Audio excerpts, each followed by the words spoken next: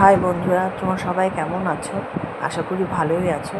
আজকে খুব সহজ উপায় তোমাদেরকে আমি রান্না শেয়ার করব। আমি এখন ডাল নিয়ে নিচ্ছি।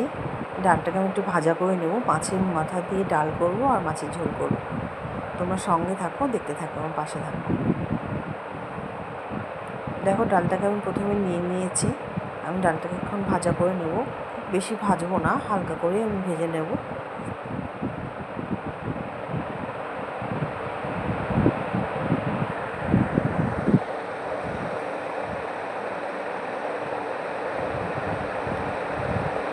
দেখো, ডালটা আমার অলরেডি ভাজা হয়ে এসছে।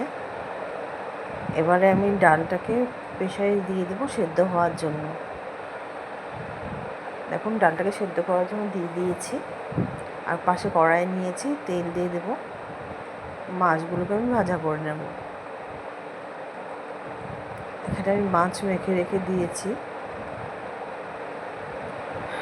এখন মাছগুলোকে আমি তেলটা গরম হলে ভাজা করে নেব।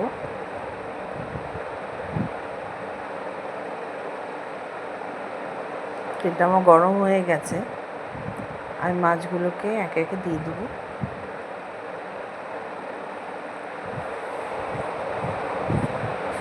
এদিকে আমার এই পাশে আমার ডালটা সেদ্ধ হচ্ছে।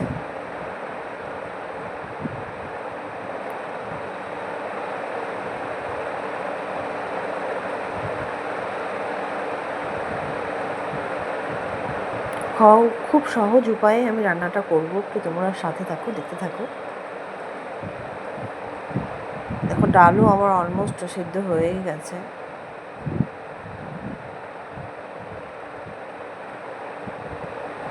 মাছগুলোকে আমি ভাজা করে নেব।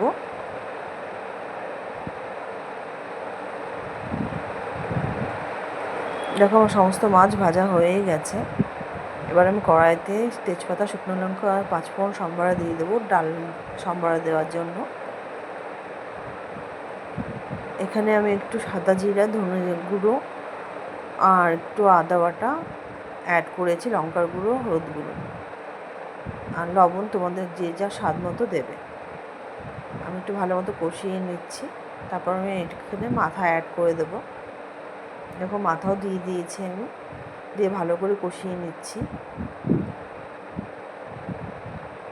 এবারে আমি এখানে ডালটাকে দিয়ে দেবো। আমার কষানো হয়ে গেছে, ডালটা আমি দিয়ে দেবো। ডালটা আমি দিয়ে দিয়েছি। এবারে এটা 10 মিনিট ধরে আমি রান্না করতে দেবো। এবার আমি পাশের কড়াইতে একটু তেল নিয়ে নিয়েছি, মাছের ঝোলটা সম্বারে দেবো বলে।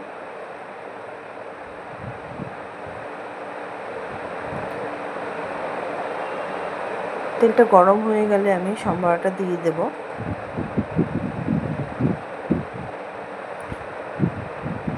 দেখো, তেলটা অলমোস্ট গরম হয়ে গেছে।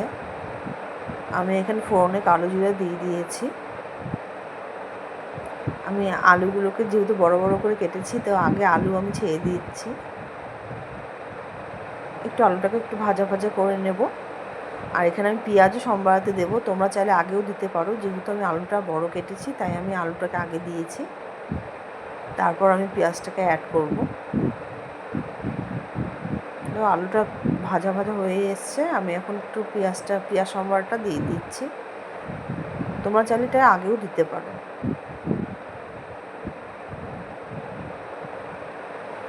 এবার এটাকে আমি নাড়াচাড়া করে খুব ভালো মতো একটু ভাজা করে নেব।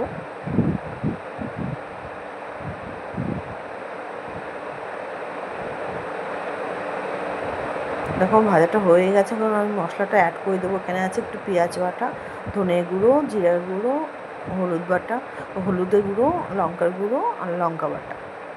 আর স্বাদ মতো তোমরা নুন দিয়ে দেবে। ভালো করে আমি মশলাটাকে কষিয়ে নেব। এদিকে আমার ডালটাও হয়ে এসছে। মশলাটাকে ভালো মতো কষিয়ে নিতে হবে।